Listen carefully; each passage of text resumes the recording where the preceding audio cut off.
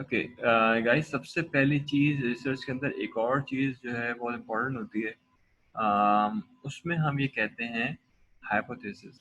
Hypothesis को हम उर्दू में कहते हैं मफरूज़ा। सही है। अच्छा, और मफरूज़ा होता क्या है? और मफरूज़े के पीछे खाका होता है। सही है। और खाके को कहते हैं सिनॉप्सिस। सही है। तो इसके मतलब ये है कि आप जो चीज़ देख रहे हैं वो है क्या? मैं आपको एग्जाम्पल लेता हूँ और एग्जाम्पल से बताने की कोशिश करता हूँ ये क्या है। तो आपके पास ये जो चीज़ें लिखी हुई आ रही है ना अभी, मैं बिल्कुल आसान करके बता दूंगा कि ये होती क्या है, और आपके लिए अपने वर्ड्स में बताना बहुत आसान हो जाएगा।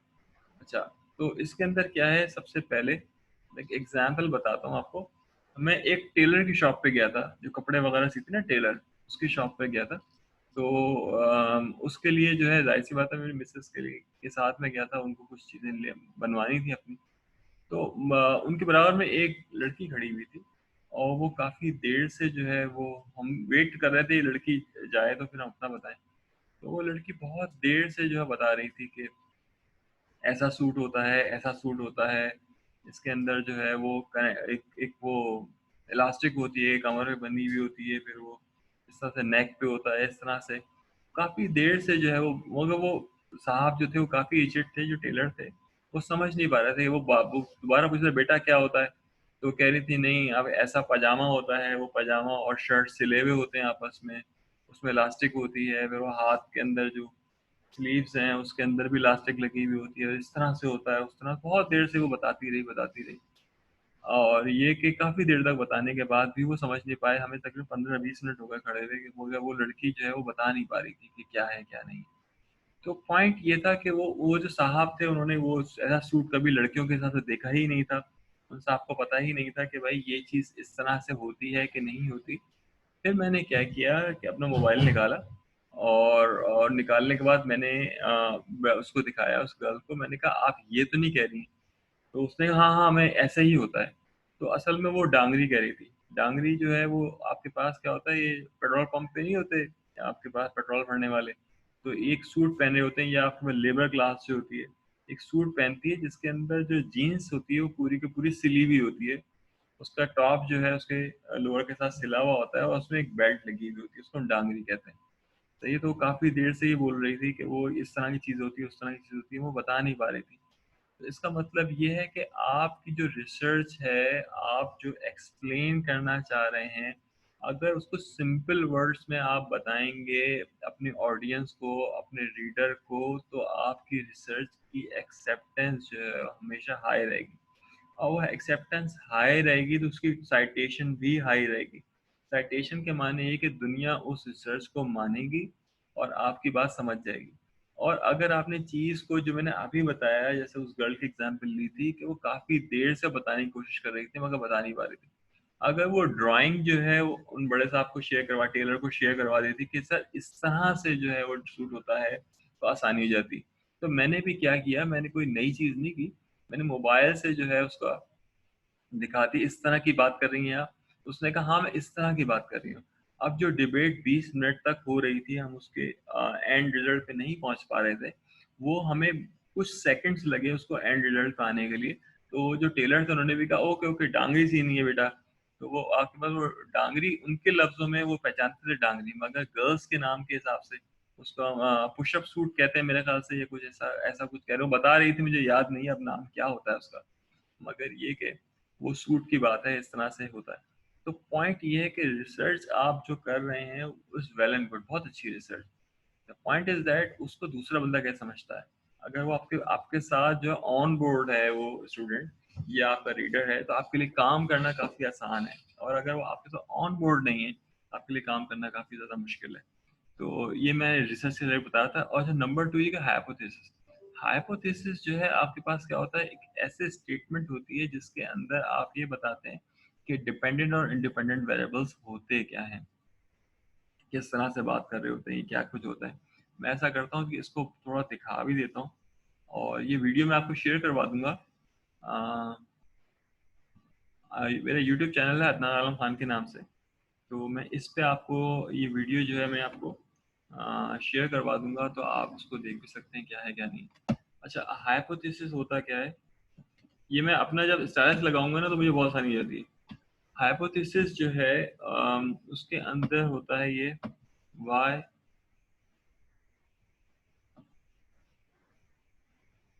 उसके बाद अल्फा x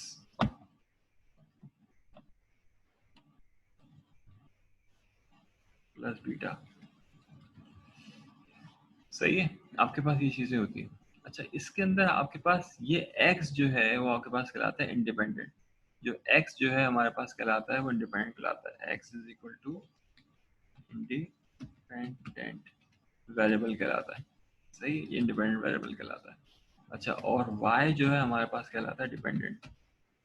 अच्छा, इसकी छोटी सी एग्जांपल भी हम देख लेते हैं समझाने के लिए, आपको आसानी के लिए बंदा बता भी देते हैं क्या है क्या नहीं है।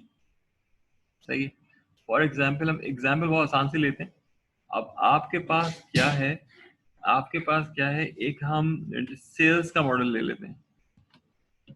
सेल्स का मॉडल ले लेते हैं, इसके अंदर हम जो आज की इनकम है वाई। सही है, हम आज की बात कर लेते हैं।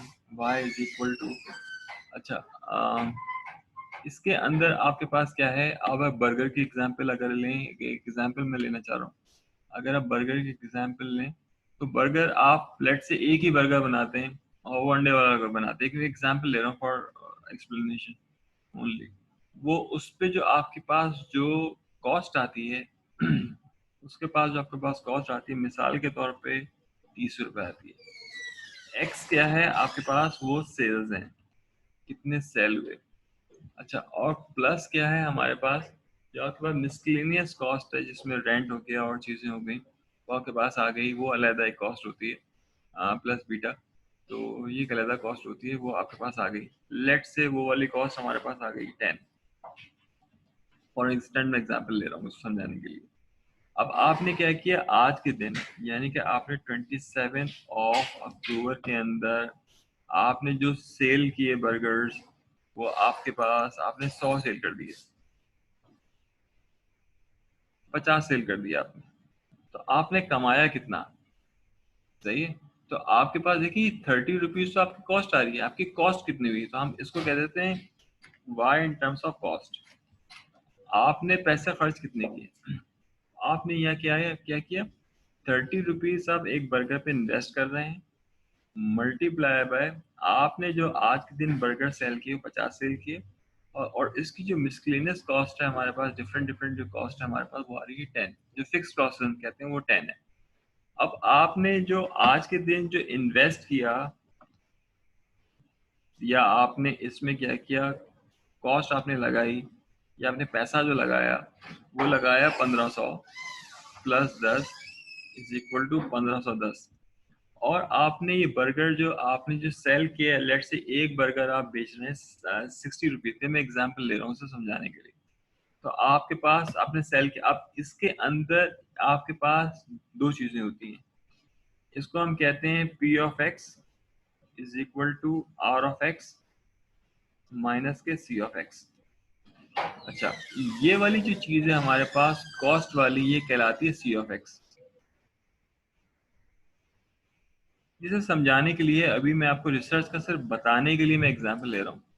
अच्छा, अब आप जो बर्गर बेच रहे हैं वो कितने का बेच रहे हैं, आप सेल कर रहे हैं, मैं यहाँ लिखता हूँ आर ऑफ एक्स। और आप बर्गर जो सेल कर रहे हैं वो कितने का बेच रहे हैं, 60 रुपए का बेच रहे हैं। तो आपके पास प्रॉफिट कितना हुआ आपके पास प्रॉफिट कितना हुआ, आपने लिखा P of X is equal to R of X. आपने लिखा यहाँ पे 60 ऑफ एक्स माइनस के, आपने लिखा यहाँ पर कितना, 30 रुपए का बेच रहे थे आप, तो आपने लिखा यहाँ पे 30 ऑफ एक्स और प्लस के 10। तो इसका मतलब ये हुआ कि आपके पास 60 में से आप 30x निकाल देंगे और माइनस के 10x यहाँ पे आ जाएंगे इसमें। तो आपके पास जो चीज़ें बन के सामने आई वो हो गया 30 ऑफ x माइनस के 10। ओके, अब आपके पास ये एक फंक्शन आ गया प्रॉफिट फंक्शन। प्रॉफिट फंक्शन के माने ये हुए कि आप इतना पैसा जो है इस बिजनेस से कमा रहे हैं। तो आपने अगर महीने के अंदर अगर 1000 बर्गर सेल किए, तो एक्स के माने क्या है, आपके सेल्स हैं। तो आपने अगर मंथ के अंदर आपने 1000 बर्गर जो है सेल किए इन अ मंथ, तो आप मुझे बताइए आपने कितना प्रॉफिट कमाया। तो आप उसको लिखेंगे P of 1000 is equal to 30 of 1000 और माइनस ऑफ 10। तो आपके पास जो आपका प्रॉफिट आया वो आया तकरीबन 30,000 में से 10 निकाले, सही है, तो तकरीबन 29,990 रुपए। ये आपके पास जो है बना प्रॉफिट। तो आपने अगर 1000 एक महीने के अंदर आपने 1000 बर्गर आपने सेल किए, तो यू विल अर्न 29,990 रुपीज। अब इसके अंदर अगर प्राइस को फ्लक्चुएट करते हैं, आगे पीछे करते हैं, तो प्रॉफिट जो है वैसे के वैसे ही बढ़ता है उसके अंदर। तो आपके पास नंबर ऑफ सेल्स कम हो जाती है, यानी कि आप कॉस्ट को अगर आप प्राइस को आप बढ़ाते हैं, यानी कि आप 60 रुपए का था 70 रुपए कर दें, इसका डिसएडवांटेज क्या होता है? डिसएडवांटेज ये होता है कि आपके पास जो कस्टमर हैं वो कम हो जाते हैं। सही, हाँ, अगर आप प्राइस को नॉमिनल करते हैं, यानी कि 60 रुपए का था, और फॉर इंस्टेंस आप कहते हैं कि भाई बिकॉज ऑफ कोविड हम ऐसा कर रहे हैं कि हमें तो एडवर्टीजमेंट तो हम कर ही नहीं रहे और खर्चे हो नहीं रहे, हमारे पास कोई हम वेटर भी नहीं है, अब हम सर्विसेज भी फिजिकल नहीं दे रहे, आप पिक एंड ड्रॉप है, तो अब हम उस 60 रुपए की चीज को हम 50 रुपए में बेच रहे हैं, क्योंकि हमारे दूसरे खर्चे नहीं है, एसी का खर्चा नहीं है हमारे पास, और खर्चे नहीं है। तो अब आपके पास जो सेल है वो बढ़ जाएगी। तो ये क्यों? क्योंकि वो जब प्राइस डाउन होते हैं तो उसके अंदर जो है आपके पास इन्वेस्टर जो यूजर्स हैं वो बढ़ जाते हैं। तो मैं ये बताना चाह रहा था, तो रिसर्च के अंदर क्या है, वो हाइपोथेसिस है। हाइपोथेसिस के अंदर क्या होता है, वो यही होता है हाइपोथेसिस के अंदर कि आप चाहते क्या है। तो मैंने आपको बनाकर बता दिया कि आप चाह क्या रहे होते हैं। तो हाइपोथेसिस, अब इसमें एग्जांपल नंबर 1 क्या है? Employees who are more healthy will take sick leave less frequently. अब यहाँ पे अभी देखिए कि एक हाइपोथेसिस है, ये हाइपोथेसिस मफरूज है। स्टूडेंट्स की बात कर लेते हैं। अगर आपने स्टूडेंट्स को कहा है मैंडेटरी, उनको एक कोर्स का कहा है, उन्होंने स्पोर्ट्स का कोर्स है और वो आपको लेना ही लेना है, उसके अंदर आपने महीने के अंदर जो है फॉर एग्जांपल तकरीबन अपने 50 किलोमीटर आपने वॉक करनी है, सही, एक महीने के अंदर। तो आप बताइए कि जब वो स्टूडेंट बॉय और गर्ल जब वो 50 किलोमीटर जो है मंथ के अंदर वॉक करेगा, तो चांसेस सिकनेस के चांसेस हैं वो बढ़ेंगे कम होंगे? वो बिल्कुल कम हो जाएंगे चांसेस। क्यों कम हो जाएंगे? क्योंकि वो स्पोर्ट्स एक्टिविटी के अंदर है वो बच्चा। इसी तरह एम्प्लॉइज का भी है, जो एम्प्लॉइज जो है बहुत ज्यादा बीमार हो रहे हैं या सिक हैं या बुखार है या जो भी कुछ है, कोई ऐसे इश्यूज हैं, तो आप उनको ये कह ही रहे हैं या तो उन्हें हेल्दी फूड दें। तो कुछ यूनिवर्सिटीज को कंट्रोल कर रही होती हैं, वो ये ऐसी कंट्रोल करती हैं कि जो आपका जो खाना जो डाइट है बच्चों की, यूनिवर्सिटी के स्टूडेंट्स की, वो कहती हैं कि आप चाइनीज रखें, तो चाइनीज फूड रखते हैं वो। तो चाइनीज फूड रखने से फायदा क्या होता है बच्चों को? पहली बात ये, वो क्लासरूम में जब आते हैं खाना खा के सो नहीं रहे होते, उनको नींद नहीं आ रही होती है इसमें, और उनका पेट भी भर चुका होता है। तो एक लॉजिक ये है, तो इसमें भी एक रिसर्च है। इसी तरह से सेम रिसर्च क्या है हमारे पास, अमेरिकन स्कूल्स के अंदर भी है। तो अमेरिकन स्कूल्स जो हैं वो बच्चों को ज़्यादातर फ्रूट्स और वेजिटेबल्स दे रहे होते हैं ताकि बच्चे हेल्दी रहें इसके अंदर, और ये ज़्यादा गोश्त वाली चीज़ें जो है वो नहीं दे रहे होते। अच्छा, अब वहाँ पे एक और हाइपोथेसिस है if employees are more healthy then they will take sick leave less frequently. ये आपका जाहिर सी बात है, इसमें से कोई एक चीज ट्रू होगी। अगर एम्प्लॉय जो है आपके पास हेल्दी होगा तो बीमार कम होगा। अच्छा, 2 मिनट रह गए हैं, 2 मिनट के बाद में क्लास ऑफ करता हूँ मैं। और नंबर 2 ये कि एक और एग्जाम्पल मैं चाहता हूँ, आप ये जरा उसको बताइए। Women are more motivated than man. एक कंट्रोवर्शियल इशू है, एक कंट्रोवर्शियल टॉपिक है इसके अंदर, कि विमेन जो है वो मोटिवेटेड ज्यादा होती हैं और मैन जो है मोटिवेटेड नहीं होते। कंट्रोवर्शियल टॉपिक है, मगर ये कि मैं इस पे कोई डिबेट नहीं करना चाह रहा, मगर ये कि मोटिवेटेड दोनों हो सकते हैं एट द सेम टाइम। और ये कि वुमेन भी, जाहिर सी बात है, देखिए जिसमें जिसका इंटरेस्ट होता है, प्रोग्रेस के अंदर इंटरेस्ट है, पैसे के अंदर इंटरेस्ट है, ग्रोथ के अंदर इंटरेस्ट है, पर्क्स के अंदर इंटरेस्ट है, आपके इंटरेस्ट अगर इन चीज़ों की तरफ है तो आप मोटिवेटेड होंगे काम के लिए हमेशा से। इसमें कोई दिल पे लेने वाली बात नहीं है या ऐसा कोई बात नहीं है। बॉयज भी बहुत मोटिवेटेड होते हैं, मैं जानता हूँ उनको। अच्छा, एक और हाइपोथेसिस की हम बात करते हैं। ये सारे रिसर्च के टॉपिक्स हैं और इससे आपको समझने में आसानी होगी कि मैं क्या बात कर रहा हूँ। There is a difference between the work ethics of American Asian employees. बिल्कुल ये बात सही है कि इसके अंदर वर्क एथिक्स जो है वो अमेरिकन में ज़्यादा है या एशियंस में ज़्यादा है। अच्छा, अगर हम इस बात को यूं लेके चलें कि यूरोपियन कंट्रीज के अंदर जो वर्क एथिक्स हैं वो इटालियंस में ज़्यादा हैं या यूरोपियन में ज़्यादा हैं, तो इटालियन के अंदर वर्क एथिक्स कम है। सही है, मैं आपको ये पहले बताऊं। और ये कि यूरोपियन यूनियंस जो है उनके अंदर वर्क एथिक्स ज़्यादा है, यूरोपियन कंट्रीज के अंदर वर्क एथिक्स ज़्यादा है। ये एक रिसर्च है जिसकी मैं बात कर रहा हूँ। तो ये तमाम चीज़ें मैटर कर रही होती हैं। तो रिसर्च के माने ये कि एक ऐसा गैप, एक ऐसी टेक्नोलॉजी, एक ऐसा इंटरफेस जो इस पे काम ना किया गया हो। अब मिसाल के तौर पे मैं एक एग्जांपल लेता हूँ, कंट्रोवर्शियल जो है वो हाइपोथेसिस है। अच्छा, अब ये मुझे बताइए कि आप जो है वो कोविड की वजह से घर पे रहकर लेजी हुए या स्मार्ट हो गए? जी, बस मैं इसके बाद टाइम मेरा हो चुका है। एक एक इसमें एक छोटा-सा टॉपिक है, तो इसके अंदर जो है क्या है, तो इसके मतलब ये हुआ कि जो स्टूडेंट्स हैं हमारे पास वो घर पे रहकर अगर स्मार्ट हो गए हैं, इसका मतलब उनके पेरेंट्स ने अपने बच्चों पे काम किया है और उनको फारिग बैठने नहीं दिया। हाँ, और जो बच्चे जो है लेज़ी हो गए, इसका मतलब ये कि पेरेंट्स ने कहा बेटा आराम से रहो, सुकून से रहो। तो आप अगर आप कंपीट करें उन बच्चों को जो कि रेगुलर क्लासेस ले रहे थे उस ड्यूरेशन के अंदर before Covid, they are more smart. सही है, वो दे आर मोर हेल्दी। मगर वो स्टूडेंट जो अब बैठ के जो है घर पे क्लासेस ले रहे हैं तो उनके हेल्थ इश्यूज जो है वो हैं मौजूद, और वो लेजी अपने आप को फील करते हैं, उनके पास वो एक्टिविटी कोई नहीं होती। It depends upon the condition. सबके लिए ये बात ट्रू नहीं, it's not true for all. मैं बार बार ये कहता हूँ। तो आज का जो सेमिनार का जो टॉपिक था वो ये था, मैं तो वाइप अप करता हूँ कि टेक्सोनॉमी होती क्या है। टेक्सोनॉमी का मेन मोटिव क्या होता है, इसमें मैंने आपको एग्जांपल बताई, फ्लावर की एग्जांपल बताई, डॉग्स की एग्जांपल बताई, कैट्स की एग्जांपल बताई। इसमें ये कि कोई चीज़ ऐसी जो कि पहले डिस्कवर ना हुई हो, आपने उसको बनाया हो, आपने उसको डेवलप किया हो और आप उसको जो है मार्केट में फ्लोट करना चाह रहे हो, बताना चाह रहे हो, उसका कोई ऐसा फायदा हो, तो हम इस चीज को टेक्सोनॉमी कहते हैं। टेक्सोनॉमी की सबसे सिंपल एग्जांपल एक घास है, ग्रास है। ग्रास जो है आपके पास जो जूइश है, इसराइल के अंदर जो ऐसी घास बनाई गई है कि वो बहुत कम पानी के अंदर, ऑस्ट्रेलियन टेरेन टेरेन के अंदर भी वो लग जाती है और उसको बहुत कम पानी चाहिए होता है और हमेशा हरी रहती है और धूप का इफेक्ट उस पर होता नहीं है। तो ये घास जो है ये डिजर्ट्स के लिए बहुत अच्छी चीज़ है। तो उन्होंने इस पर डीएनए चेंज किया है, तो it become a new research. फिर मैंने आपको थोराया मोबाइल की एग्जांपल दी, मैंने और चीज़ों की एग्जांपल्स दी मैंने, ये होता क्या है। उसके बाद मैंने ये आपको बताया कि आपकी जो रिसर्च है, जो पढ़ने वाले लोग हैं उनकी समझ में कैसे आती है। तो अगर वो उस चीज़ को समझ पा रहे हैं तो डेफिनेटली उसको साइट करेंगे। जब वो साइट करेंगे तो आपकी जो है एज अ गुड रिसर्चर की लिस्ट में आप आएंगे और ये चीज़ आपके लिए फ़ायदेमंद होगी। अच्छा, ये चीज़ें सब हम क्यों पढ़ रहे हैं? हम ये इस वजह से पढ़ रहे हैं कि आपकी रिसर्च सिखाई जाए आपको कि भाई रिसर्च करनी कैसी है, एफवाईपी पे काम कैसे करना है, ताकि आपको जो है फ्यूचर के अंदर या तो गवर्नमेंट ऑफ पाकिस्तान से फंड मिल जाए, पहली बात ये, वरना आपको इंटरनेशनली जो है वो फंड दिलवाया जाए। क्योंकि मेरे स्टूडेंट जो है मोस्ट फ्रीक्वेंट जो है वो फंड मिल रहा होता है उनको, लास्ट ईयर भी उनको फंड मिले।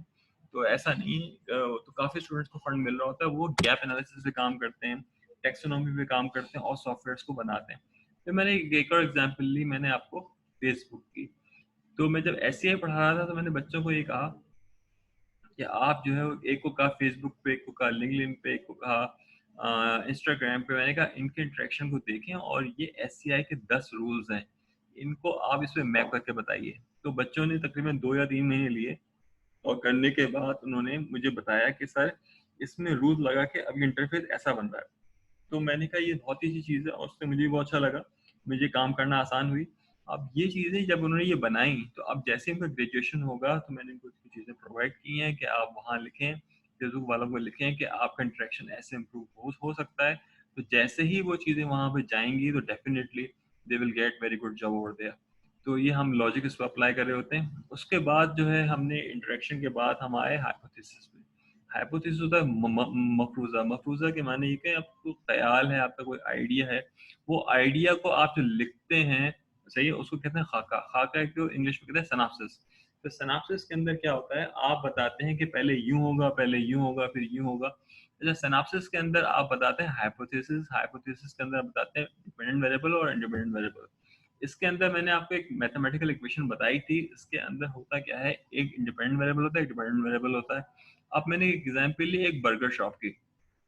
बर्गर शॉप की एग्जांपल लेके मैंने बताया, बर्गर शॉप लेके मैंने ये बताया आपको कि बर्गर शॉप लेके मैंने ये बताया कि एक बर्गर जो आप बेच रहे हैं उसकी कॉस्ट 30 रुपए है, और उसकी कॉस्ट 30 रुपए, और जो आपको सेल कर रहे हैं वो 60 रुपए का सेल कर रहे हैं।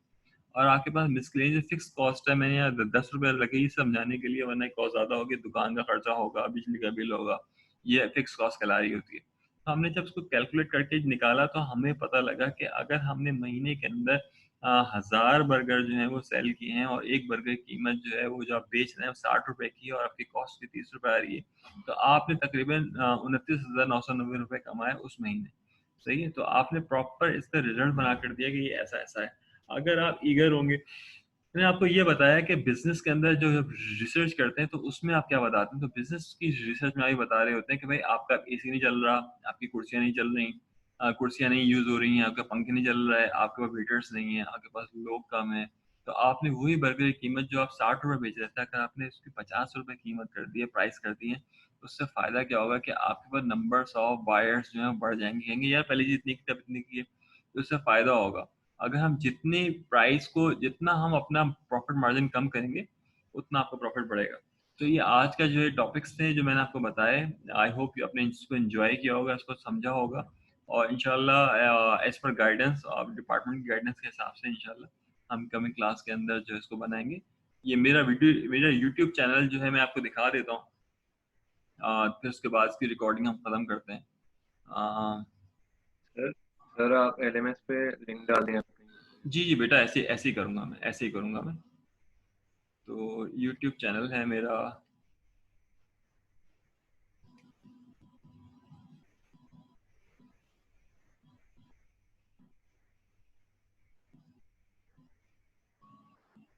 ओके बेटा, ये मेरा यूट्यूब चैनल है, अदनान आलम खान के नाम से। इसमें 90 सब्सक्राइबर्स हैं इसके अंदर जो इसको कर रहे होते हैं, और इस तरह के मेरे लेक्चर्स होते हैं। इसके अंदर प्रॉपर मैं यूज़ करता हूँ, आपके पास स्टाइलस यूज़ करता हूँ, तो ये बिल्कुल वाइट बोर्ड की तरह काम कर रहा होता है, ये बच्चों को समझने में काफ़ी आसानी होती है।